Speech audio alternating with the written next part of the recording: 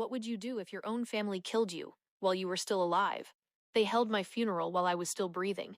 My own family declared me dead. Prayers, tears, a grave with my name, because I dared to choose my dreams over their chains. They called me a burden, a shame, a girl who should have stayed silent and married the man they picked. But I didn't die that day. I ran. I rose.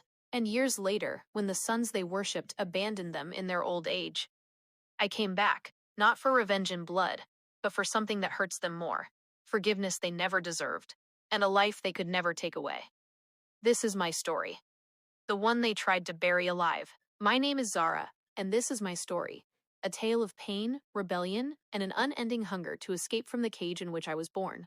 If pain could be woven into words, this story would be a masterpiece, woven from tears and victories. I belong to a family in Lahore, where the air is filled with the fragrance of jasmine and the burden of traditions. From the cradle itself, I had learned that being a girl meant a secondary position, a shadow in the grand theater of our family's life. Our house was a vast and expansive haveli that had been passed down generation after generation, its walls echoing with the laughter of my brothers and the silent sighs of the women who came before me. From the moment I opened my eyes in this world, I knew I was different. Not because I was special, but because I was a girl. In my family, that meant I was inferior, less important, less deserving, and less human in the eyes of those who should have loved me unconditionally. My father, whom I called Baba, was a strict man whose mustache curled like the edges of an old book, and whose eyes softened only for his sons. He owned a small cloth mill where fabric was woven to cover the rich, but at home, he had draped his daughters, my sisters who came before me and were married off at a young age, in a shroud of namelessness. My mother was his silent partner in this injustice, her hands hardened from constant labor, her soul bent from years of obedience. She had been married at 16, and she believed this was the natural order. Daughters are the wealth of others, she would say. Daughters belong to their husbands' homes, not their own. And then there were my brothers. Ahmed, the eldest, sharp-minded and determined. Bilal, the middle one, mischievous yet obedient. And little Faisal, the darling of the house, whose every demand was fulfilled. They were the sun, moon, and stars of our family. And I was the shadow that walked behind them, unseen and unacknowledged. This discrimination began very early. When Ahmed received his first bicycle, it was a shining red one, its bells ringing like freedom. The entire household gathered in the courtyard, clapping as he rode in circles, his face radiant. "My lion," Baba thundered, and lifted him into the air. "You will conquer the world." I stood there, small and forgotten, clutching my old doll to my chest. When everyone went inside, I crawled to the bicycle and touched its handlebars, but Amy caught me. "Zara, this is for boys. Go help in the kitchen." Her words were not cruel, just based on reality, but they cut like salt on a fresh wound. I remember when I was 5 years old, holding my doll and watching Ahmed and Bilal go to the neighborhood's best private school. Their uniforms were pristine, ironed white shirts and blue trousers, school bags full of books that promised worlds beyond our courtyard. "Why can't I go?" I asked one morning, clutching Baba's sleeve in plea. He looked down, his mustache trembling with anger. "School is for boys, Zara. They have to learn to earn. You will learn to cook, sew, and manage the house. That is your path." His words pierced like pieces of glass. I didn't understand fully then, but I felt injustice boiling inside me, a silent storm that would one day grow fierce. As the years passed, this difference grew deeper. My brothers came home with tales of science experiments and history lessons, their voices full of enthusiasm. I lingered near the dining table, pretending to serve tea, absorbing every word like a sponge. "What is gravity?" I once whispered to Ahmed so no one else would hear. He laughed. "It's the thing that keeps you on the ground, crazy girl." "But what does it have to do with you? You're not going to become a scientist." His words were in jest, but they pierced me. That night I stayed awake, staring at the spinning fan above, wondering if gravity could also pull dreams to the ground. This favoritism was not limited to education. It had seeped into every corner of our lives. Brothers' birthdays were celebrated with great pomp, cakes from the best bakery, heaps of gifts, relatives showering praise. My birthday? A quiet event, perhaps a new outfit if Amy remembered. Once, on Faisal's 10th birthday, Baba arranged a party with fireworks and a magician. I watched alone from the rooftop as the sky lit up. "Why no party for me?" I asked Amy later, eyes filled with tears. She sighed. "Boys need celebrations to build confidence. Girls need humility to shape character." Humility. Its taste was bitter on my tongue. I was intelligent, with a fire inside me that no amount of household chores could cool. At night, when the whole house slept, I would sneak into Ahmed's room and borrow his books. Under the dim light of a torch hidden beneath my blanket, I devoured pages of history, literature, and the marvels of the universe. Shakespeare whispered stories of rebellion in my ears. Newton's laws taught me that every action has a reaction. I dreamed of stars, not just those twinkling above our roof, but those I could reach if given a chance. When I turned 12, the pressure began to mount. My cousins were getting engaged, and whispers about my own future started. Zara is growing up now, relatives would say at family gatherings, looking at me like an item of goods. Find a good match for her soon. Fear dug its claws into my chest. I did not want to be sold like cloth from Baba's mill. Education called to me like an enchanted song. I could not ignore it. Through our kind neighbor, Auntie Farah, who taught at a local school and took pity on my condition, I enrolled in correspondence courses. She sent study materials hidden in parcels labeled, "Fabric for stitching." "Study at night, child," she whispered. "Don't let your light grow dim." And I did exactly that. In the shadows of darkness, torch lit under my blanket, I plunged into worlds beyond our walls. Mathematics questions became puzzles I solved with joy. English stories carried me to distant lands where girls could be heroes. But this secrecy had a price. One night, Bilal caught me. "What are you doing?" He mocked and snatched the book. "Girls don't need this." The next morning, he told Baba. "She's wasting time," Bilal said with arrogance. Baba's face turned black with anger. He tore the pages, his voice thundering. "Stop this nonsense right now. Focus on your duties, or I'll marry you off tomorrow." Amy watched in silence, her eyes pleading for obedience. I nodded, but inside, anger was boiling like lava. That was the day I vowed to escape. I gave exams privately, forging signatures where necessary, my heart constantly pounding with the fear of being caught. Every successful grade was a victory, a silent rebellion against the walls tightening around me. Incidents accumulated, each one adding a brick to the wall of my hatred. At 14, when Ahmed got good marks in exams, Baba bought him a motorcycle. The whole family was happy as he started the engine. I asked if I could learn to ride a bicycle too, any simple, old one. Baba laughed. "Bicycles are for boys." "What will people say? A girl roaming the streets like a wanderer?" Faisal also joined the mockery. "Yes, Zara. Stay confined to the kitchen. That's your speed." Their laughter echoed, but my tears were silent. My brothers, meanwhile, were progressing. Ahmed performed excellently in O-levels and was sent to a renowned college in Karachi. Bilal followed in his footsteps, his laughter echoing in the house during holidays. Faisal, the youngest, was raised in boundless pampering, new toys, extra pocket money, freedom to roam the streets with friends. "Our sons will raise our head high with pride," Baba would say at dinner, chest puffed. "They will take the business to new heights." And I? I was expected to smile and serve tea, my dreams buried under layers of obedience. The turning point came when I turned 18. Amy began showing me pictures of potential matches, men twice my age, or boys from good families who saw wives as extensions of their ego. "He has a shop in the market," she said one evening, spreading pictures on the charpoy. "He will take care of you." My stomach turned. I did not want someone to take care of me. I wanted to take care of myself. One morning, Baba announced my engagement to a distant cousin twice my age, famous for his strictness. "The matter is finalized," he declared at breakfast. My brothers nodded in approval. "Good for family relations," Ahmed said. I felt the room spinning. That very night, alone in my room, using the neighbor's Wi-Fi, I applied for online scholarships. I had heard of programs for underprivileged girls from developing countries. Full financial support to study abroad. My essays poured out my soul. Discrimination, secret studying, the thirst for freedom. "I am not just a daughter," I wrote. "I am a force waiting to erupt." Weeks turned into months of torment. I avoided marriage proposals with excuses of illness or lack of interest, buying time. My family grew suspicious. "What's the matter with you, Zara?" Baba thundered one day. "Do you want to bring disgrace upon us?" Disgrace, the word that had chained countless girls. In our society, a girl's freedom was synonymous with scandal.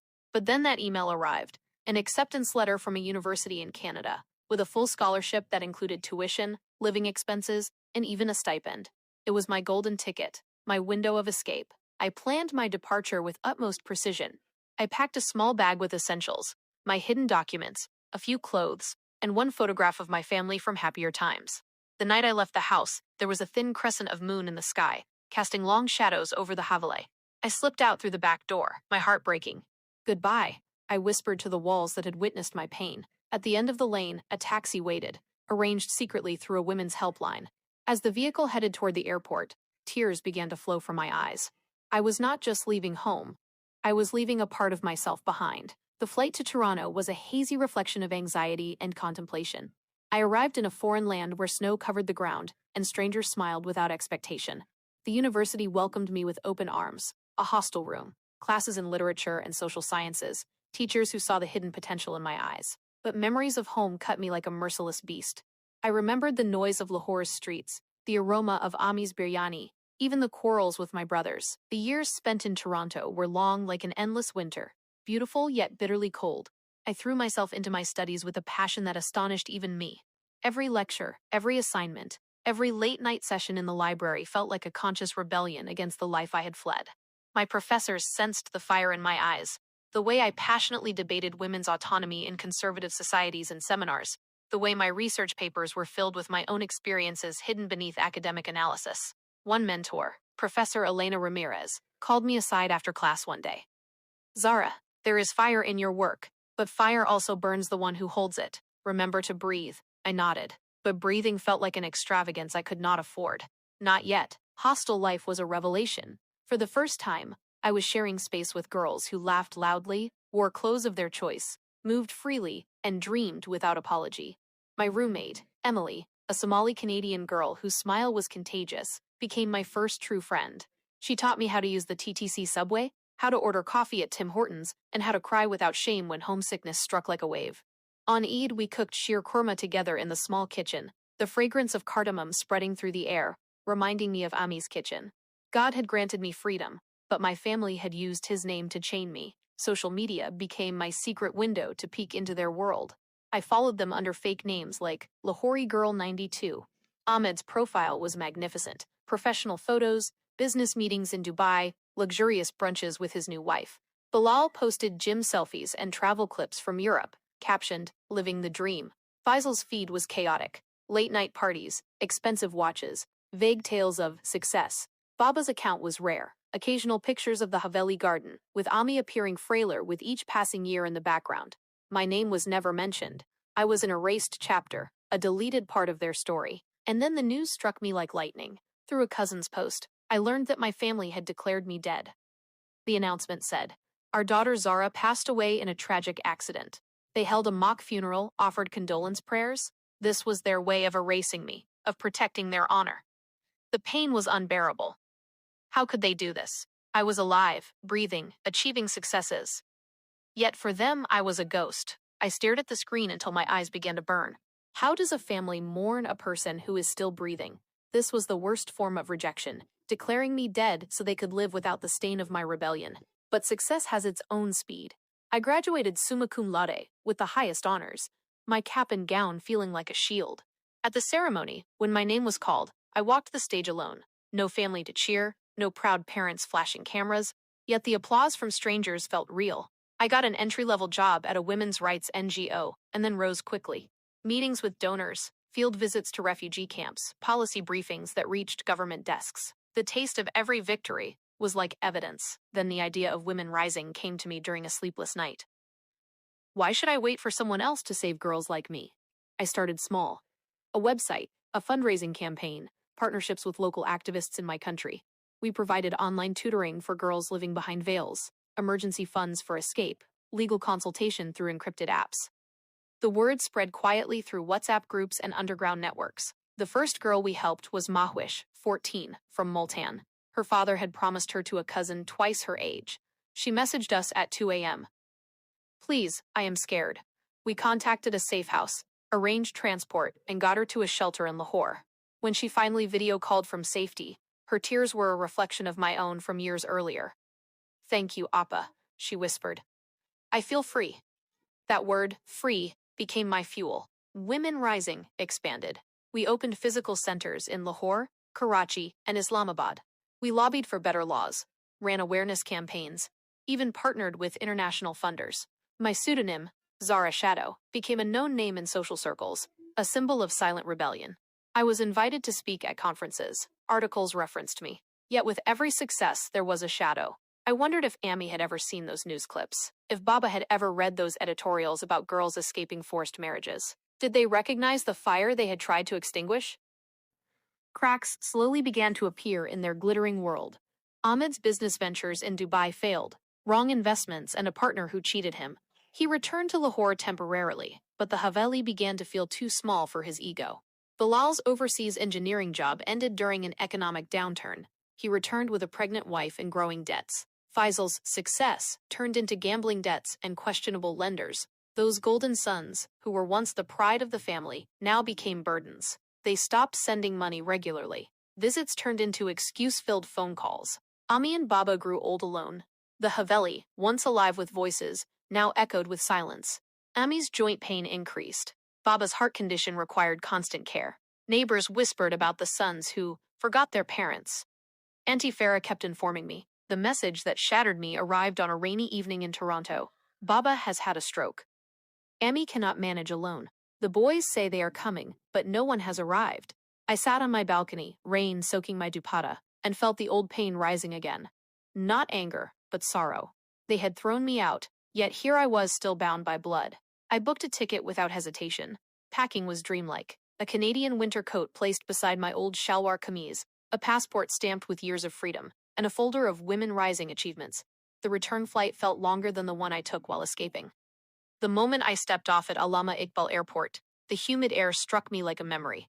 Lahore's fragrance was the same: dust, diesel, street food. But everything felt small and blurred. I did not go straight to the Haveli. First, I met Auntie Farah at a tea stall. She hugged me as if a daughter had returned from the grave.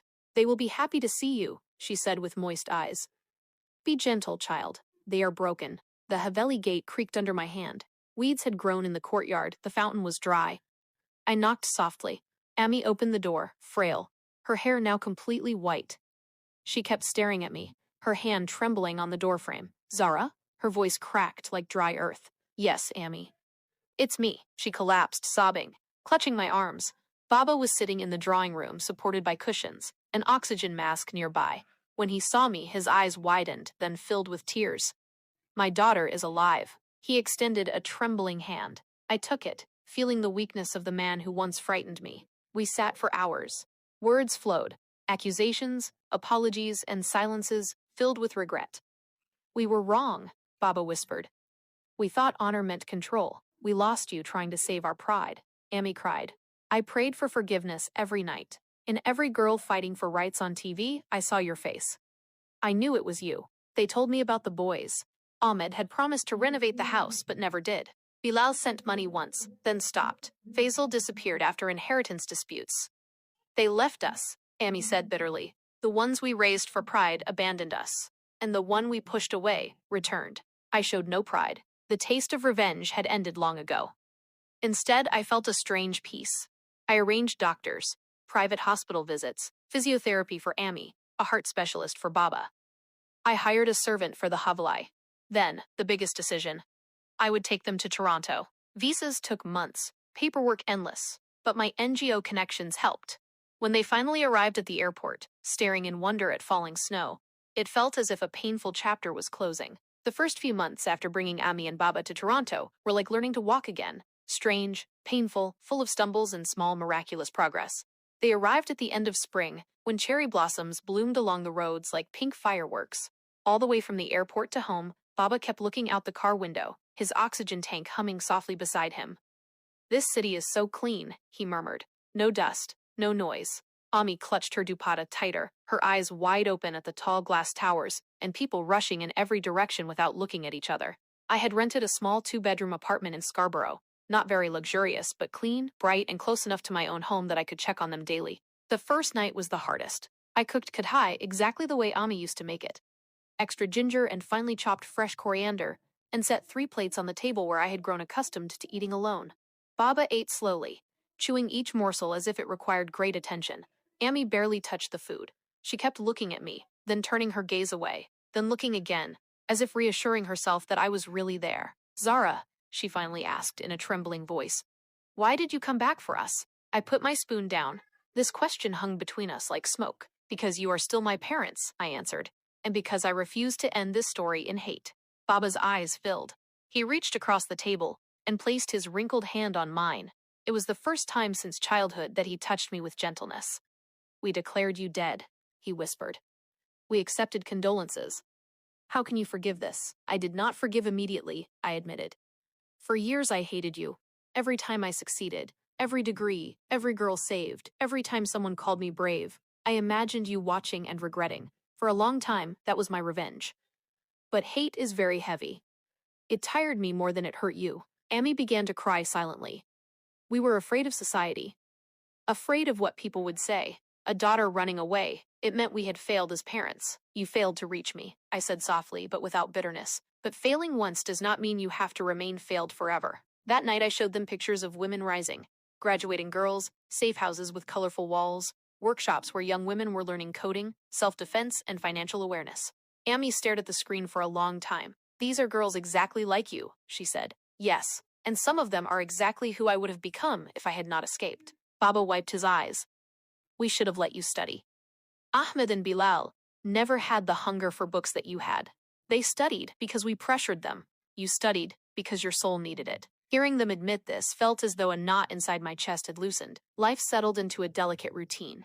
In the mornings, I took them grocery shopping or to the doctor, physiotherapy for Baba, joint pain specialist for Amy. They started going out, short walks in the nearby park, sitting on benches watching children play. Baba discovered Tim Hortons and developed an unexpected love for double-double coffee. Ami learned to use the washing machine and insisted on folding my clothes when I visited, a small attempt to reclaim her right as a mother. But the past had not been erased. It lived in the silences, in the way Ami startled when the phone rang, always hoping it would be one of her sons, in the way Baba looked at the old family pictures on the wall. Pictures that did not include me until I carefully prepared and hung my graduation photo via Photoshop so it appeared I was standing with them. Amy began attending a local group of elderly women, mostly South Asian immigrants, who met weekly to knit, share recipes, and talk about their lives. She told them her story in fragments, always ending with the sentence, "My daughter saved us, the very one we thought we had lost." Baba started volunteering at the nearby mosque, helping with iftar preparations during Ramadan. He told the imam about me, carefully of course, but enough that when I visited, people began to recognize my name. The growth of Women Rising continued. We opened a new branch in Faisalabad. A documentary film team contacted me for an interview. I agreed, but only on the condition that they keep my face blurred and use my pseudonym. When that film aired on television, Amy and Baba watched it sitting in the living room. Halfway through the film, Amy took my hand. "This is my daughter," she whispered to Baba. "This is our Zara," he pressed her shoulder. "Ours," he repeated. I still sometimes dream of the night I escaped, the creak of the back gate, the taxi's headlights cutting through the darkness. I still wake with the taste of fear in my mouth. But now, when I see these two elderly people at the breakfast table who once broke me, I see not just regret but transformation. Small, incomplete, and deeply human transformation. I have learned that revenge has many faces. Some are sharp and destructive. My revenge was silent, patient, and in the end, merciful. I did not destroy them. I rose above them. And then, when life turned the dice, I gave them a place in the new world I had built. For every girl who still hides books under her pillow, who still dreams in whispers, who still quietly plans her escape, your ending does not have to be bitter. It can be this: power wrapped in compassion, a success that lifts others, a fulfilling life that makes room even for those who once tried to erase you. I am Zara. I fled. I rose. And in the end, I chose to remain connected. Not because they deserved it, but because I deserved peace. What do you think? Was my decision the right one? Forgiving my parents and bringing them to live with me, right or wrong? Or would you have chosen revenge instead?